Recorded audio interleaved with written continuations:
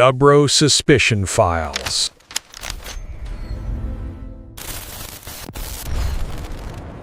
LOL 암살 사건. 네, 오늘 다뤄볼 이야기는 바로 이 충격적인 사건의 전말입니다. 지금부터 그 속으로 깊숙이 한번 들어가 보겠습니다.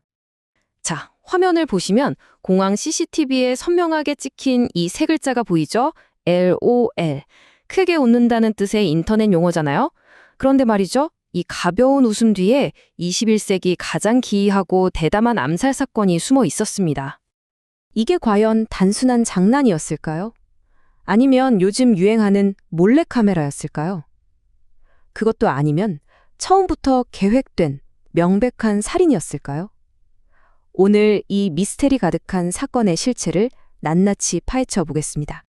첫 번째 이야기입니다.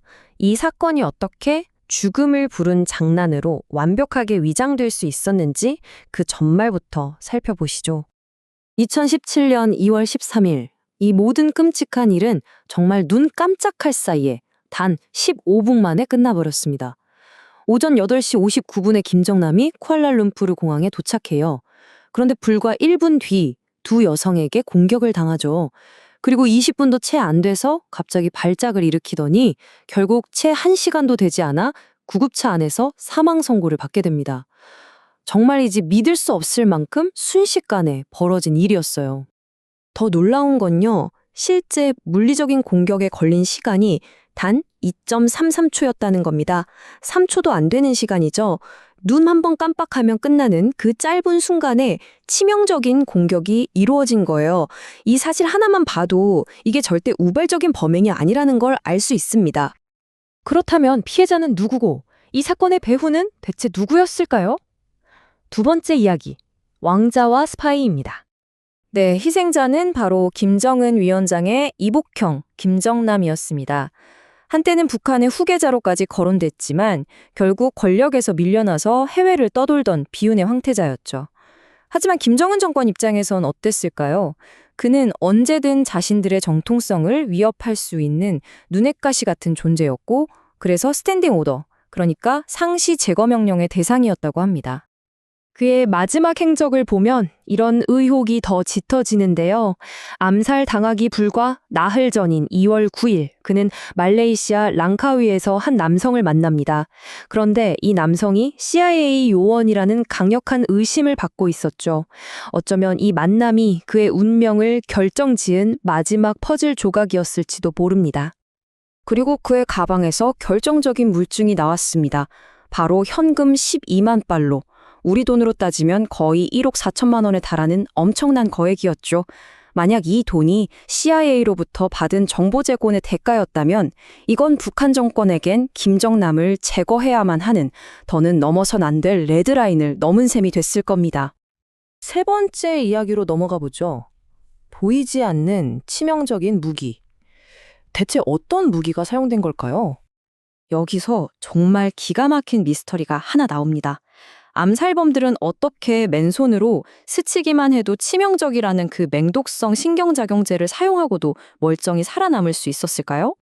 그 비밀은 바로 이원화 무기 시스템이라는 아주 교묘한 방식에 있었습니다. 이게 뭐냐면 최종 독성 물질을 만드는 데 필요한 두 개의 재료, 그러니까 그 자체로는 덜 위험한 두 개의 화학 물질을 따로따로 가지고 있다가 공격 직전에 섞어서 쓰는 겁니다. 정말 치밀하죠? 자, 첫 번째 암살범이 전구물질 A를 김정남 얼굴에 쓱 바르고 지나갑니다. 곧이어 두 번째 암살범이 나타나서 전구물질 B를 그 위에 덧바르죠.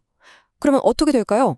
바로 김정남의 피부 위에서 이 두 물질이 섞이면서 그 즉시 치명적인 VX 신경작용제가 만들어져 버린 겁니다. 와, 말 그대로 피해자의 얼굴을 일종의 화학 반응기로 사용한 셈이에요. 암살범들은 범행 직후에 화장실로 달려가서 손만 씻으면 됐고요. 그런데 이 사건에서 가장 비극적이고 아이러니한 사실이 뭔지 아세요? 김정남도 자신이 독살 위협을 받고 있다는 걸 알고 있었다는 겁니다. 그의 가방 안에는요, 해독제인 아트로핀이 무려 12병이나 들어있었어요. 하지만 공격이 너무나 순식간에, 너무나 은밀하게 이루어졌기 때문에 그는 자신이 뭘 당했는지도 깨닫지 못한 채 살 수 있는 약을 눈앞에 두고도 죽어간 겁니다.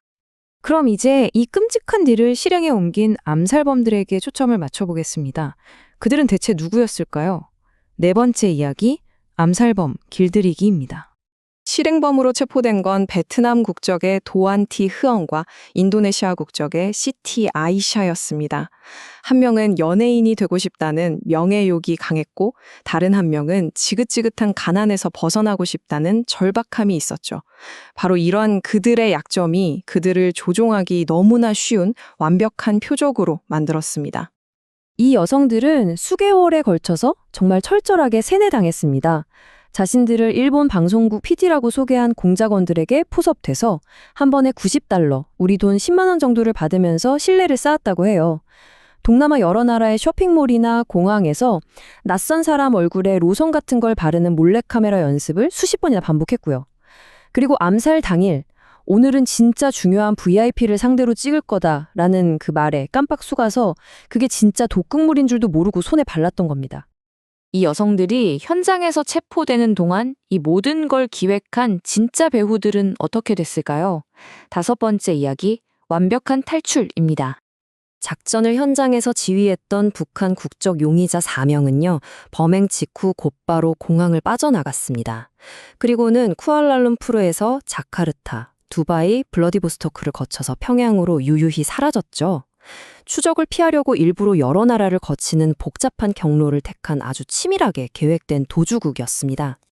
미처 말레이시아를 빠져나가지 못한 다른 공작원들은 쿠알라룸푸르에 있는 북한 대사관으로 몸을 숨겼습니다. 외교관 신분 같은 걸 이용해서 치외법관 지역에 숨어버린 거죠. 이때부터 말레이시아와 북한 사이에 심각한 외교 위기가 시작됐습니다. 결국 이 사태는 일종의 인질 막교환으로 막을 내렸습니다. 북한이 평양에 있던 말레이시아 국민 9명을 출국 금지시키면서 사실상 인질로 잡자 말레이시아 정부는 결국 두 손 두 발 다 들고 말았죠. 김정남의 시신과 대사관에 숨어있던 용의자 3명을 북한에 넘겨주는 대가로 자국민 9명을 데려온 겁니다. 자, 이제 마지막 이야기입니다. 장난이 남긴 치명적인 유선. 이 사건은 우리에게 무엇을 남겼을까요? 이 사건이 남긴 교훈은 정말 무겁고 삼득합니다. 첫째, 대량 살상 무기가 수많은 사람이 오가는 국제공항 한복판에서 사용되면서 테러의 방식이 완전히 새로운 국면에 접어들었다는 걸 보여줬죠. 둘째, 평범한 민간인을 속여서 암살자로 만드는 이른바 민간인의 무기화라는 끔찍한 수법이 등장했습니다. 셋째, 한 국가가 버젓이 주도한 살인임에도 불구하고 외교적인 압력과 꼼수로 가해자들이 아무런 처벌도 받지 않는 선례를 남겼고요. 그리고 마지막으로 바로 저 LOL 티셔츠가 상징하듯이 가벼운 대중문화와 잔혹한 비대칭 폭력이 뒤섞인 하이브리드 전쟁의 섬뜩한 현실을 우리 눈앞에 보여줬습니다. 이 모든 지정학적인 분석, 복잡한 공작 이야기 끝에 남는 것은 결국 피해자가 마지막 순간에 고통스럽게 내뱉은 이 한마디입니다. 너무 아프다. 너무 아프다. 결국 이 모든 것은 한 인간의 너무나도 고통스러운 죽음이었던 겁니다.